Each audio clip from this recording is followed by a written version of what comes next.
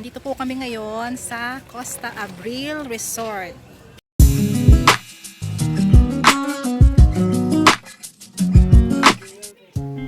Bali, titignan ko muna yung cottage, kung ano itsura ng cottage nila bago ako magbabayad. Kasi meron daw yung medyo malapit sa pool, meron naman yung medyo malayo. So, syempre, mas madali kung medyo malapit. So, bali ito po yung Costa Abril Resort, yun ang sabi nila. Ayan. So, pag dito tayo, mas maganda yung gazebo. Okay na tong gazebo. Yung yung payong.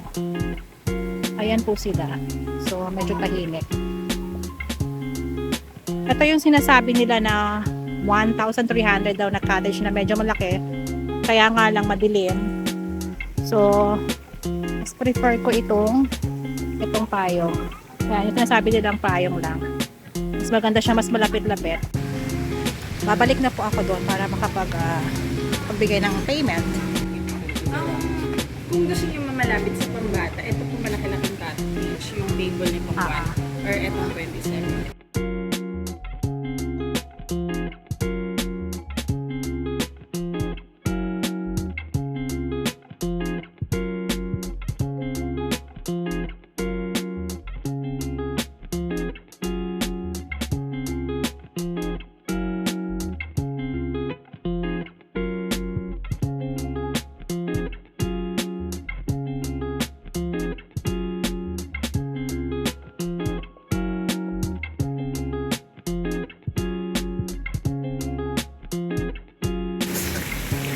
O'clock ang starts para sa night swimming. So, 8 o'clock ka pa pwede mag-swimming. 8 o'clock you can swim. Yeah. So, ayan po yung mga cottages nila, yung mga room cottages. Iikot ko po kayo para makita ko rin, makita rin natin.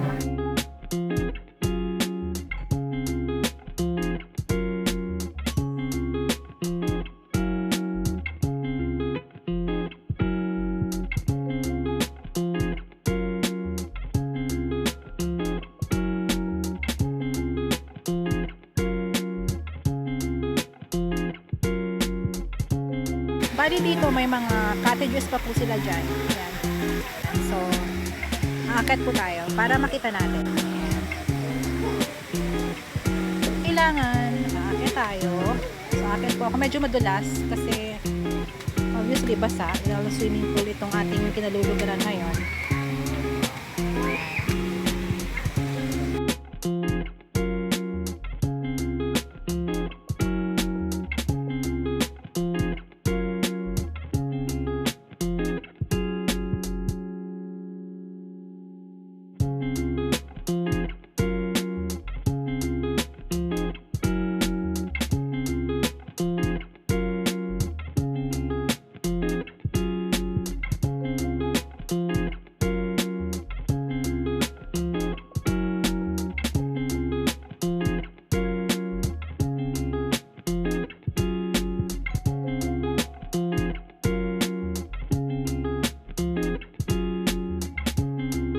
Woman.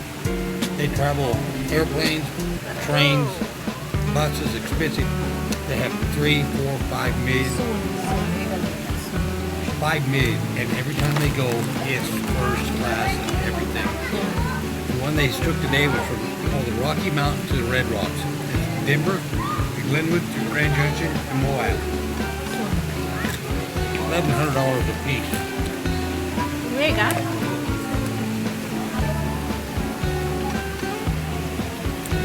Look at my husband, so handsome. Diba? Where?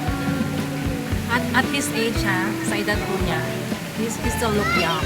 Nice. You look 97. 97, then you're 57. Oh, 40, you're 67. What's that do?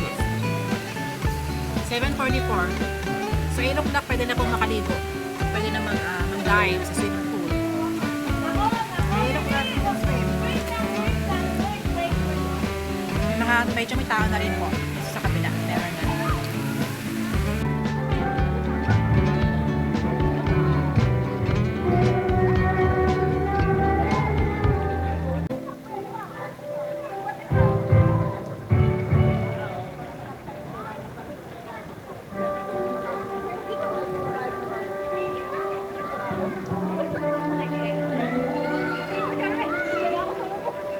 Let's